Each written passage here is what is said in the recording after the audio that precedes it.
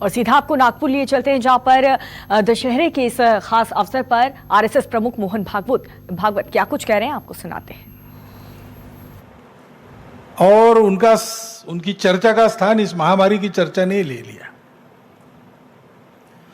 अपने देश में भी घटनाक्रम समाज की और माध्यमों की चर्चा की दृष्टि से या हमारे अपने चिंतन के लिए भी कोई कम रोचक नहीं रहा है। विजयादशमी के पहले ही 370 प्रभावहीन हो गया। संसद में उसकी पूरी प्रक्रिया हुई। बाद में विजयादशमी के बाद 9 नवंबर को सुप्रीम कोर्ट का असंदिग्ध निर्णय राम जन्मभूमि के बारे में आया और एक इतिहास बना।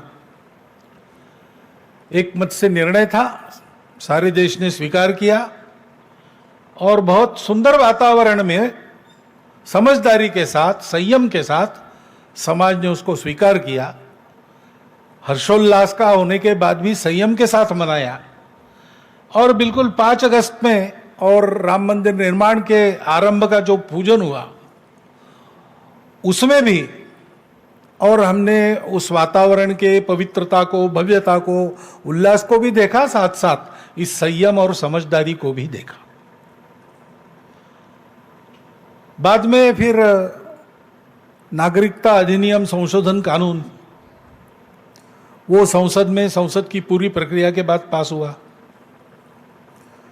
अपने पड़ोसी देशों में 2-3 देश ऐसे हैं जहां पर सांप्रदायिक कारणों से उस देश के निवासियों को प्रताड़ित किया जाने का इतिहास है, और उन लोगों को जाने के लिए दूसरी जगह नहीं, वो भारत में आते हैं। तो वहां से विस्थापित, पीड़ित होकर आते हैं, यहां पर वो जल्दी बच जाए, ठीक से बच जाए, इसलिए उस अधिनियम में कुछ संशोधन करने का वो प्रावधान था। जो भारत के नागरिक है उनके लिए उसमें कुछ खतरा नहीं था। बाहर से जो आते हैं भारत में और नागरिक बनने की इच्छा उनकी है, तो उसके लिए भी कानून में पहले से प्रावधान है, ऐसे लोग भी बन सकते हैं। वो पूरी प्रक्रिया करने के बाद वो प्रक्रिया वैसी की वैसी है, उसमें कोई बदल नहीं है। परंतु अब कानून का विरोध भी करने वाले लोग थे, राजनीति में तो चलता ही है। उन्होंने ऐसा वातावरण बनाया कि इस देश की मुसलमानों की संख्या न बढ़े, इसलिए नियम लाया गया है।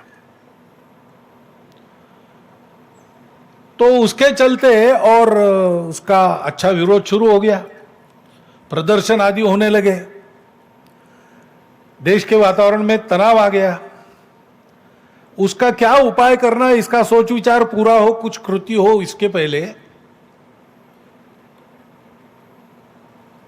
वो सारा और दब गया कोरोना आने के कारण। मनों में जो सांप्रदायिक आँच थी वो मन के मन में रह गई।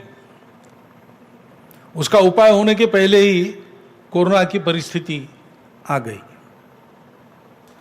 ऐसा यानी होती इन विषयों की चर्चा जितनी और उस पर प्रतिक्रियाएं उतनी नहीं हुई सर्वसामान्य व्यक्ति के और माध्यमों की चर्चा में भी, और कोरोना ही छाया रहा। ऐसा सारी दुनिया में ऐसा ही दिखता है। बहुत सारी घटनाएं होती रही है, आज तक होती रही है, लेकिन अधिक चर्चा और ये कोरोना की ही रही है। एक बात हम कह सकते हैं कि सारी परिस्थिति में प्रत्यक्ष कोरोना बीमारी से होने वाला नुकसान भारत में कम है। इसके कारण है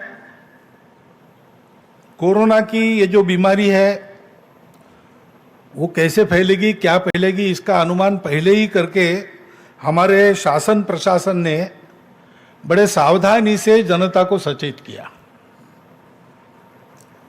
सावधानी के लिए नियम लगाए, सावधानी के लिए उपाय भी बताए, और केवल बताए नहीं, उन उपायों का निर्वहन हो, अमल हो, इसकी बहुत तत्परता से योजना की। माध्यमों की भी सहायता इसमें हुई। उन्होंने जो बढ़ा चढ़ाकर वर्णन किया इस सारे परिस्थिति का, तो जनता में एक जरूरत से ज्यादा भय भी आ गया। लेकिन उसका लाभ भी यह हुआ कि इन सब नियमों का पालन करने में जनता अतिरिक्त सावधान रही। ये सारे देश पर संकट है, सारी दुनिया पर संकट है। इसको ध्यान में लेकर सब लोग इसके प्रतिकार में लग गए। सभी चिकित्सा पद्धतियों के चिकित्सक, शुश्रूषा करने वाले, नर्सिंग वगैरह करने वाले सारे कर्मचारी, सफाई कर्मचारी, सुरक्षा करने वाले कर्मचारी उच्चतम कर्तव्य बोध के साथ रुग्णों की सेवा में जुट गए। रात दिन परिश्रम करते रहे। स्वयं को कोरोना वायरस की बाधा होने का खतरा उठाकर करते रहे। अपने घर वालों से महीने महीने दूर रहकर उन्होंने काम किया। नागरिकों ने भी अपने समाज के बंधुओं की सेवा के लिए जो करना था स्वयं स्फूर्ति के साथ, कोई बहुत बड़ा आह्वान वगैरह किसी को नहीं करना पड़ा। सावधानी के तो आह्वान हुए, उसका पालन भी किया लोगों ने, लेकिन सेवा करने के लिए आह्वान नहीं हुआ। जिनको करना था वो लग गए, और जिनको करना था वो लग गए, यानी लगभग सारा समाज अपनी तो चिंता की ही, लेकिन दूसरों की भी चिंता करने में जुट गया। यानी जो पीड़ित लोग थे उन्होंने अपनी पीड़ा को भूलकर दूसरों की सेवा की। इसके भी कई उदाहरण पहली बार सामने आ गए। सहायता लेके जाओ तो उस घर के लोग कहते हैं कि हम और 7 दिन चला ले सकते हैं, हमारे पास वालों के पास अभी कुछ नहीं हो, उनको पहले दीजिए। पूजनीय बाला साहब के भाषण में एक बार बात आई थी, सार्वजनिक भाषण में, दाई नीड इज ग्रेटर, ऐसी एक कहानी।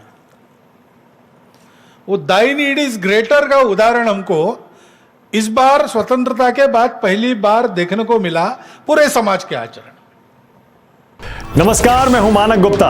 अगर आपको हमारा ये वीडियो पसंद आया हो तो इसे लाइक और शेयर जरूर करें, और हां, हमें सब्सक्राइब और फॉलो करना ना भूलें ताकि आप देश और दुनिया की कोई खबर मिस ना करें। तो जुड़े रहिए हमारे साथ और देखते रहिए न्यूज़ 24।